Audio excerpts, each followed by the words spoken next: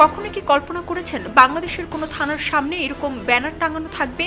ঘুষ ছাড়া যেখানে পুলিশ কথাই বলতো না এক সময়, সেখানে থানার দেয়ালে ঘুষ নেওয়া বন্ধ লেখা দেখে অবাকই হতে হয় সাধারণ মানুষকে। ৪৮ বছর ধরে এভাবেই ঠান্ডা করে আসছে। যমুনা ফ্যান, ৫ প্রজন্মের ফ্যান। ঘটনাটি মিরপুরের পল্লবী থানার ভারপ্রাপ্ত কর্মকর্তা নজরুল ইসলাম জানান, ঘুষ বাণিজ্য বন্ধ ব্যানারটি সাধারণ শিক্ষার্থীরা লাগিয়েছেন।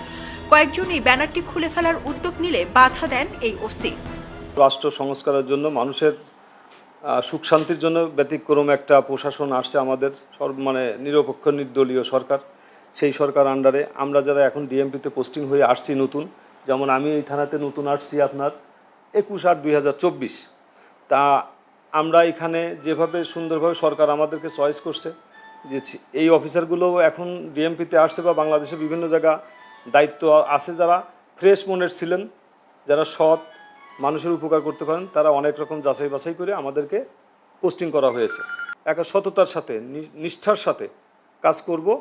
এবং আমি সবাইকে বলে দিছি যে আমাদের পুলিশের নামে, পুলিশ বা ওসির নামে থানা এলাকায় যদি কেউ কোনো অর্থ, চাঁদা, টাকা ওঠে, যারা আমার কাছে আসে আমি প্রতিদিন বলে দিচ্ছি, পাবলিকও তাদেরকে অ্যারেস্ট করবেন, করে আমাকে সংবাদ দিবেন যে আপনার পুলিশের নামে, আপনার নামে চাঁদা উঠতেছে বা টাকা উঠতেছে বা করতে যাচ্ছে, দখল করতে যাচ্ছে।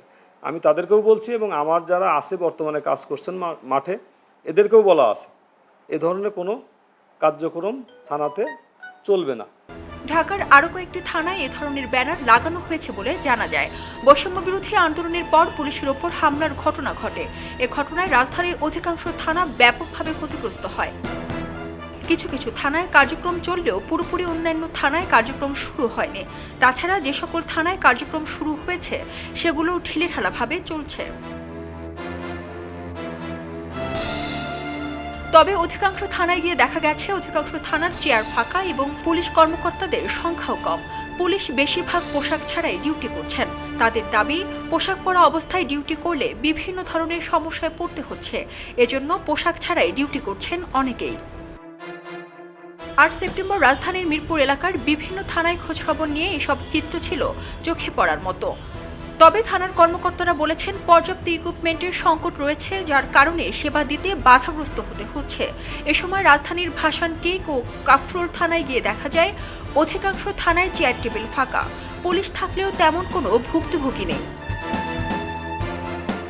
এদিকে থানায় একাধিক সেবা নিতে আসা ব্যক্তিদের সঙ্গে কথা হলে তারা জানান, আগের থেকে পুলিশের কথাবার্তা একটু মানবিক হয়েছে এবং তারা সঠিক সেবা দেওয়ার চেষ্টা করছেন।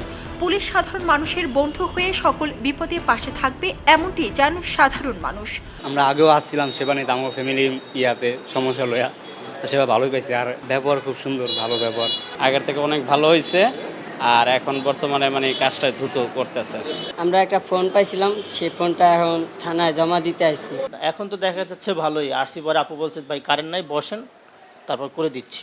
পুলিশের কিছু সদস্যের জন্য পুরো বাহিনী কলঙ্কিত হতে পারে না বলেও মনে করে পুলিশের সংস্কারপন্থীরা। ডেস্ক রিপোর্ট, খবরের কাগজ। এলো খবরের কাগজ, নিখাত, নির্ভীক, নিরপেক্ষ।